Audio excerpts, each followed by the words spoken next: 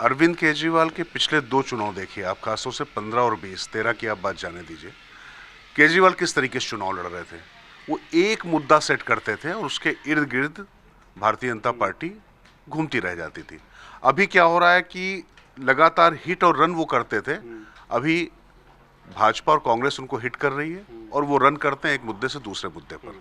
लगातार ये साफ दिखाई पड़ रहा। अच्छा, फिर स्वाभाविक तौर पे 11 साल का अगर राज हो चुका है तो एंटी इनकम्बेंसी होगी ना, और उसका सामना करना पड़ रहा। फिर दूसरी सबसे जो बड़ी बात है, एक जो उनके ऊपर आवरण चढ़ा हुआ था ईमानदारी का, कट्टर ईमानदार शब्द आपने सुना क्या पूरे चुनाव में? अब नहीं उस तरीके से बात आ रही, उस पर बात ही नहीं हो रही। अब एक बार भी पूरे कहीं भी नहीं, क्योंकि उनको मालूम है कि ये मजाक उड़ाएगा ईमानदारी का।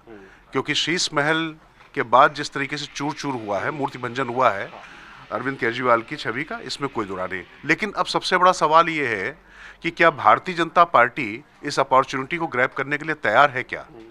क्योंकि अभी जैसा अजय जी बात कर रहे थे कि हरियाणा और महाराष्ट्र की अगर हम बात करें तो भाई देखिए, राष्ट्रीय स्वयंसेवक संघ तो झारखंड में भी लगा था ना, वहां पर तो सफलता नहीं मिली। लेकिन यहां पर एक दिक्कत ये आ रही है अरविंद केजरीवाल के सामने। मैं फिर कह रहा हूं कि अरविंद केजरीवाल को हरा रही हैं अरविंद केजरीवाल की जो अपनी योजनाएं और जो उनकी बातें और उनका जो कृतित्व और जो व्यक्तित्व है, वही जो उनकी ताकत था वही उनके खिलाफ जाता दिखाई पड़ रहा है। और सबसे ज्यादा उनको अपनी उसी अक्ष से जूझना पड़ रहा है। अब भाजपा ने एक काम तो अच्छा इस बार किया है कि बहुत हाई प्रोफाइल चुनाव न लड़के उन्होंने क्या किया, वो मोदी और शाह से लड़ते दिखाई पड़ते थे। इस बार अरविंद केजरीवाल की हैसियत उन्होंने प्रवेश साहिब सिंह वर्मा और रमेश विधोड़ी तक लाकर रख दी। अब उनसे लड़ते दिखाई पड़ रहे हैं। वो कह रहे हैं कि विधोड़ी सीएम कैंडिडेट होंगे, गालीबाज सीएम कैंडिडेट होगा, और प्रवेश साहिब सिंह वर्मा पे वो आरोप लगाते दिखाई पड़ रहे हैं। तो कुल मिला के ये डिमोशन तो अरविंद केजरीवाल का हो गया। अब समस्या ये होती है कि जब आप ऊपर जा रहे होते हैं तब तो आपको पता होता है कि आप कितना ऊपर जाएंगे, कितनी आपकी क्षमता है। लेकिन गिरने में जो है गहराई और गुरुत्वाकर्षण का नियम काम करता है।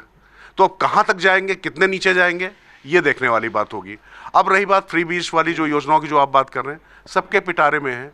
देश के अर्थव्यवस्था और सामाजिक जो पूरी जो अपना जो देश की जो ताकत है, उसकी सत्यानाश की कीमत पर सारे दल एक दूसरे से आगे निकलने की होड़ पे। आपने शुरुआत में बिल्कुल ठीक कहा, ये होलसेल लगी हुई है, नीलामी हो रही है। आप देखिए कि हम आपको ये दे रहे हैं, वो 2100 दे रहे हैं, भाजपा 2500 देगी, कांग्रेस 2500 देगी, 8500 देगी। तो कुल मिला के 1 2 3 4 उस तरीके से जैसे शेयर मार्केट में पहले आवाजें लगती थी, उस तरीके से वोटर्स को खरीदने का ये जो उपक्रम हो रहा है, ये निश्चित तौर पर देश के पुरुषार्थ पर अपने आप पे बहुत बड़ा सवाल है। और क्या आप लाभार्थी से लालची वर्ग बनाना चाहते हैं? हैंड होल्डिंग किसी भी समाज के लिए बहुत आवश्यक है। निश्चित तौर पर जो तमाम ऐसा वर्ग है जिसको मदद की आवश्यकता है, लेकिन मदद कर रहे हैं या आप भीख दे रहे हैं? यही अरविंद केजरीवाल 2012 में कहते थे कि टैक्स पेयर्स के पैसे से अगर आप किसी को दे रहे हैं तो उनका बहुत वायरल होनी चाहिए। मैंने आपसे कहा ना कि अभी क्या है कि चूंकि चुनाव केजरीवाल के इर्द गिर्द हमेशा होता रहा, यही उनकी ताकत थी। और इस बार यही सबसे बड़ी दिक्कत है कि उनकी कई बातें ही उनके पीछे पड़ रही हैं। और दूसरी बात है कि देखिए, कभी जाट आ रहे हैं, कभी पंजाबी आ रहे हैं, कभी बनिया का बेटा आ रहा है, कभी महिलाएं आ रही हैं, मुसलमान नहीं आ रहे हैं। अब कांग्रेस को अगर आप देखिए, मुझे लगता है कि सबसे तगड़ा अगर किसी ने डेंट किया है उनकी छवि पर, तथ्यों के आधार पर, वो भाजपा नहीं कर पाई है, वो कांग्रेस ने किया है। पहले संदीप दीक्षित ने बिल्कुल बिंदुवार उनके सारे जो अक्ष का जो उनका जो पूरा एक मूर्ति बनी थी उसको धराशायी करके रख दिया।